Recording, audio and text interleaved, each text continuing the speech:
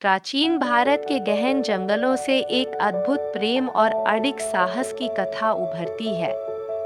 यह कहानी सावित्री और सत्यवान की है, जो हमें सिखाती है कि प्रेम की शक्ति मृत्यु जैसी सबसे बड़ी चुनौती को भी पार कर सकती है। राजा अश्वपति की पुत्री सावित्री के अनेक वर थे, परंतु कोई भी उसका दिल जीत नहीं पाया। जब तक उसने सत्यवान को नहीं देखा, एक साधारण लेकिन महान व्यक्ति जो अपने माता पिता के साथ वनवास में रह रहा था। उस क्षण में सावित्री जान गई कि उसका हृदय सत्यवान को समर्पित है। लेकिन उनके मिलन के साथ एक काले बादल की छाया थी। महान ऋषि नारद ने भविष्यवाणी की कि सत्यवान का भाग्य पहले से तय है। वह विवाह के 1 वर्ष के भीतर मृत्यु को प्राप्त करेगा। इस हृदय विदारक भविष्यवाणी के बावजूद सावित्री ने प्रेम को भय से ऊपर चुना।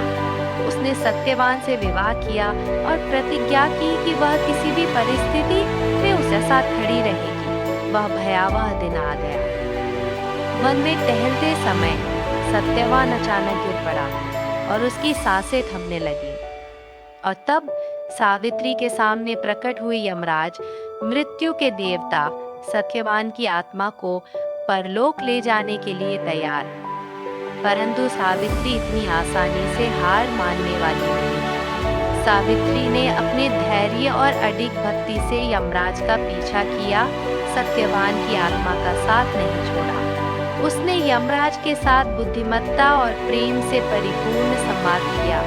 यमराज सावित्री के साहस और उसकी अद्भुत विद्वता से प्रभावित हुए। एक एक करके उसे वरदान देते गए, परंतु सावित्री ने अपनी अंतिम इच्छा बचाकर रखी सत्यवान के जीवन के लिए।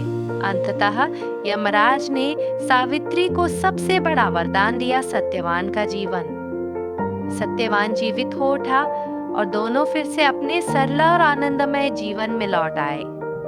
सावित्री के प्रेम, समर्पण और साहस ने मृत्यु पर विजय पाई और एक ऐसी कहानी को जन्म दिया जो सदा के लिए प्रेम और विश्वास की मिसाल बनी रहेगी।